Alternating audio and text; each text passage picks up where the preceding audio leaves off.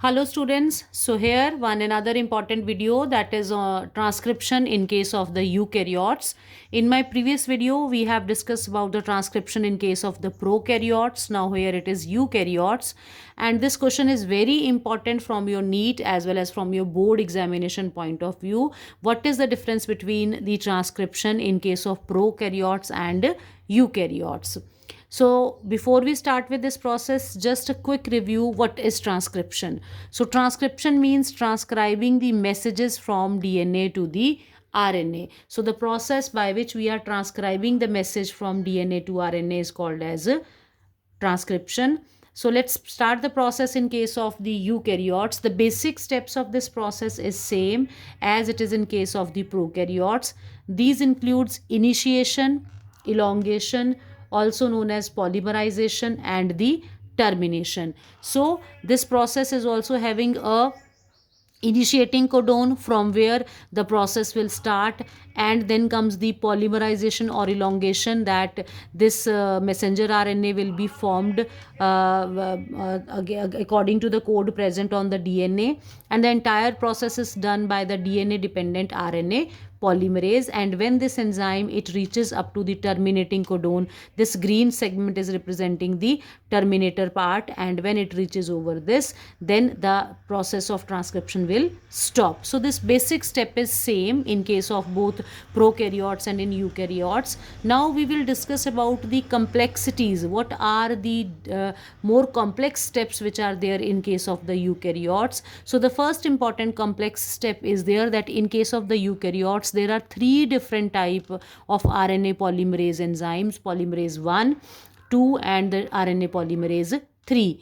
And these three enzymes are responsible for catalyzing the synthesis of all the types of RNA. Whereas if you compare from my previous video, in case of prokaryotes only one RNA polymerase enzyme is there. Now, what is the function of these three different type of RNA polymerase enzymes? So RNA polymerase 1, it transcribe the rRNA. It transcribe the codes responsible for rRNA. rRNA means ribosomal RNA, because ribosomes are made up of RNA, so that is transcribed by polymerase 1 in case of eukaryotes.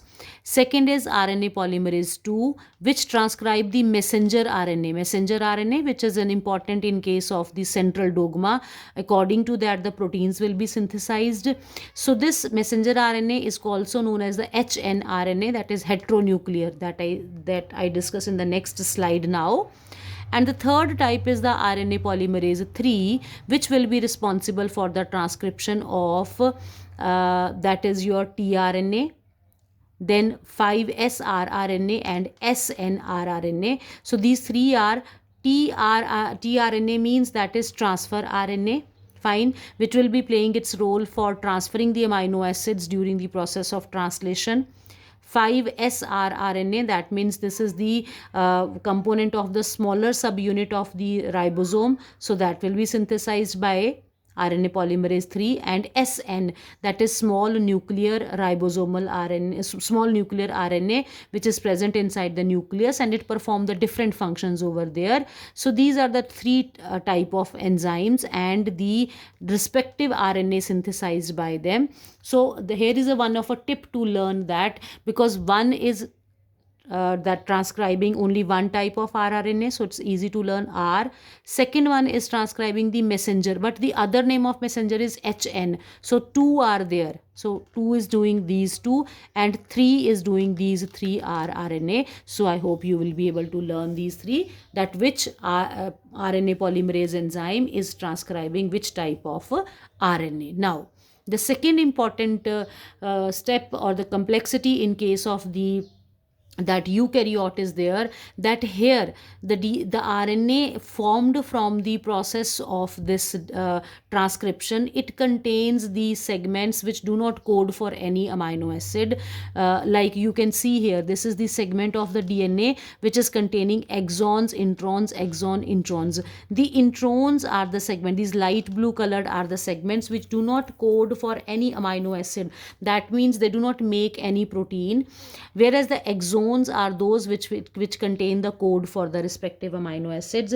So when this entire segment of DNA is synthesized, the is transcribed, the introns and exons, they both will be transcribed over there, that will pass on to the messenger RNA. So now this stage of messenger RNA in case of the eukaryotes is known as HNR RNA, that is heteronuclear rRNA, because it is containing the different segments of these nuclear content. Then after that, these intron segments will be removed and the exon segments will be joined together, and finally the processed mRNA is ready. Along with this removal of introns and joining of exons, there is one additional step, that is the capping of the methylated guanine at the 5' end and the tail, polyadenylated tail at the 3' end. And after that, this complete messenger RNA containing a cap and a tail and the exons all joined together, which is carrying the coding sequence, is now ready, and that will move out from the nucleus to the cytoplasm through the nuclear pore. Now we'll go back to the previous diagram which is discussed over here. This is there from your NCERT. So here you can see that this messenger RNA or heteronuclear RNA is coming. It is containing these exons, introns, exon, intron. Here yellow is exon and the orange one is intron. And when it is formed, the capping 5 end prime end 5 that is methylated guanine will attach to make a cap, and at the 3' end there will occur the polyadenylation, that means poly A tail will be formed over here. And along with that, you can see these introns, they are spliced, they are removed, and exons are joined together, and finally this messenger RNA is ready. Now at this stage, this is called as messenger RNA. At this stage it is called as HNRNA, that is heteronuclear RNA. So these are the two important steps which are occurring over here. So I'm just reading quickly about that RNA processing. RNA processing is again very important. It is normally asked in your board as well as in your NEET exams. So now we'll quickly read that and have a quick review to that. The second complexity is that the primary transcript contains both the exons and the introns.